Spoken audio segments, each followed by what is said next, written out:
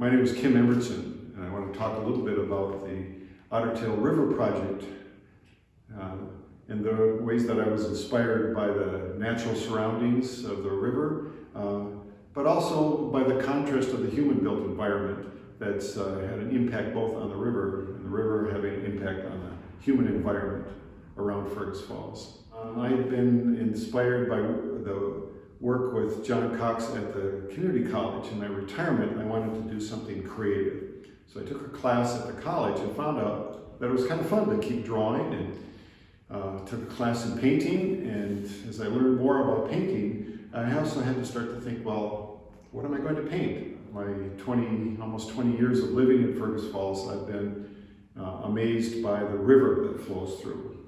For the first 2 or 3 years of living in Fergus Falls, I didn't know where the falls were because I was riding my car, and when you drive a car around, you really don't see the river very much. You really have to get out of your car and start walking to discover the river. So I had taken a lot of time to walking up and down the river banks. My home was just a block from the river, and I discovered that there are views that few people even see that live in Fergus Falls. So I thought that would be a great subject for a painting project.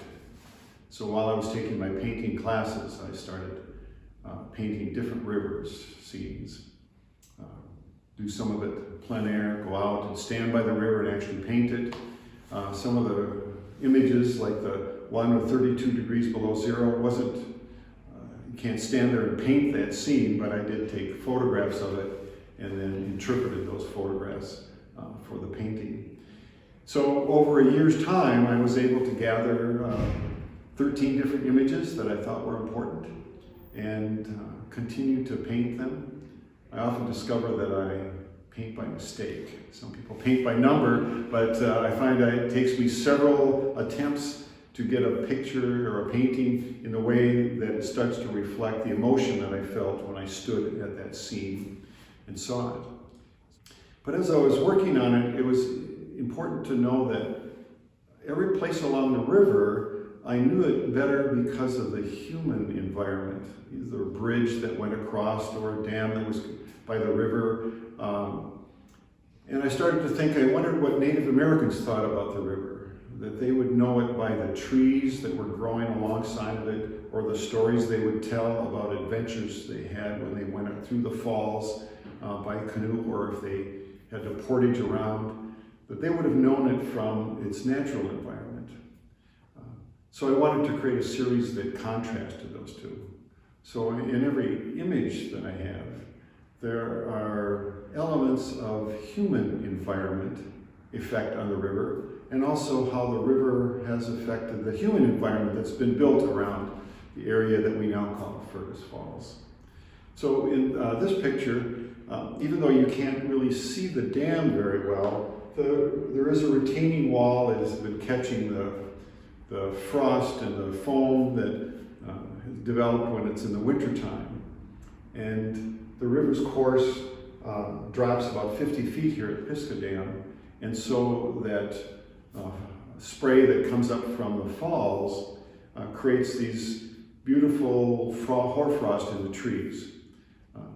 But I didn't put much of the dam in there, just the effect of it. It was kind of fun. In other places along the river, I found out that it looks like a pristine area, that some of the big bur oaks that grow along the river are 100 to maybe 150 years old, and they've really been kind of the guardians of the river history, because they've been there for many years, way before the rivers were impacted by human development.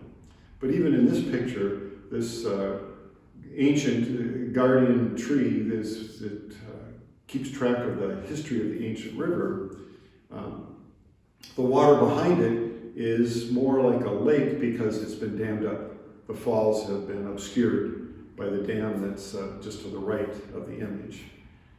But the trees, in a sense, are the mythical guardians that remember the river.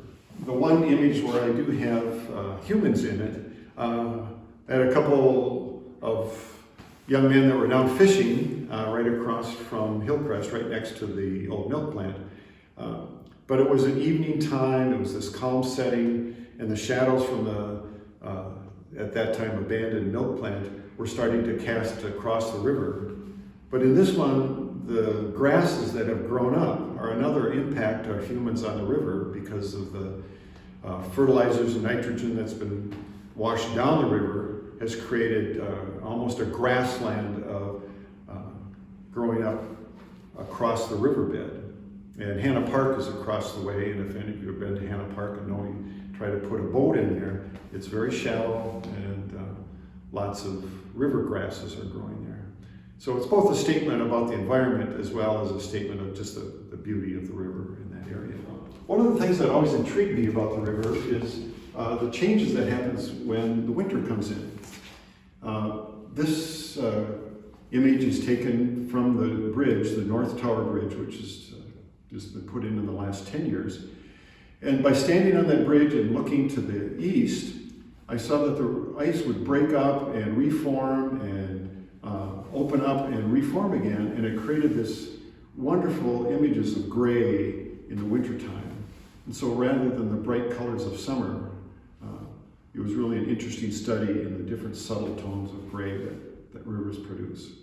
But it's a scene that was hardly ever viewed by people until the bridge went in, because you really couldn't get there to stand in that position unless you walked down across Pisgah Dam. There are several parts of the river where you can see little buildings. This is the River Bend apartments that show up. But the impending clouds that come over, so that whole environment of clouds and weather and sunlight all have an impact on different spaces. And so it was almost like impending danger. Yet the sunlight coming underneath the clouds create a sense of hope. It was an interesting contrast in that scene. To go to some apartments that were right across from an elevator, and I'd never seen that elevator before. Didn't even know that it was there, except by getting out of my car and walking up to the river bank, I could see this, and this is just west of Hoot Lake Plant, this one. These aren't necessarily the colors you would see, but it was fun as a painter to start to say, could I use colors that would kind of exaggerate the feeling of the space? So it was fun to play around with colors and use purples instead of blues, and use some peach colors in the sky to create the same emotion that I felt there without trying to be a replica of the exact image. So that was kind of fun to try something different. The series of 3 paintings up here all take place in different parts of the river, but they really kind of show how the human impact has had a dramatic impact. Where we have Central Lake Dam in the center, really kind of the heart of the first dam that went in to create hydroelectric power in Fergus Falls. And that becomes a really important part of why Fergus Falls is here. And when I took my job at West Central Initiative, I came to Fergus Falls, but Fergus Falls is only here because of the ability to put in dams and the power that the water had in falling the 100 feet that it goes through Fergus Falls. Brought people to this area and built a community around that. And so we're all here partly because of the way the river falls. But there's parts of the river where the big willow trees have grown up. And then when they start to fall apart and die, the willow trees have that chance to grow new growth even on broken limbs. And I just thought that was such an interesting metaphor for our world today, that even though we grow these cities, parts break off, problems come, there's always that chance for new regrowth. So again, the river and the natural environment create these metaphors for us that speak to our life today. And so I thought this broken tree with new branches growing on it really talks a lot about our world today. In early morning sunlight in Memorial Park, where the Veterans Memorial flags are, it was interesting to stand there when the flags aren't there and see what sunlight does to the old trees and the water and the scene. And the bridge that crosses that is where the memorial flags start. So it's sort of remembering people that have been in town, that remembering the veterans, and yet not showing the flags, but just having the memory of that. Main Street crosses the river right near the Hoot Lake Power Plant. And there is a sense of both peacefulness along the river as well as the power that the plant has produced electricity in our area. The one painting that I have that looks like there is nothing about human environment was taken on Wright Lake at the very east end of Wright Lake. But if you know that Wright Lake was here as a water reserve to help cool the Hoot Lake plant, you start to understand that this is waiting water, waiting to be used, and had to be held back for dry years. So even the peacefulness of this image looks like it's all natural. Really has that element of being affected by the human structure. So that interplay between nature and humans has been a major theme. Being able to walk down to the river over an area by Wright Park, that goes down onto a peninsula, has been walked on by what I think are probably kids going down to play along the river, and they finally put some steps down there so adults can get down there too. But it was this sense of the water world is waiting for us, and we now have some entrances to it if we only get out of our cars. The bridges that cross the river are the sense that a river often divides us. Back even in Native American history, this Otter Tail River was a boundary between Ojibwa and Dakota peoples. And so it was an area of conflict and division. And even the river divides Fergus Falls from the north to the south. But we found ways to bridge that.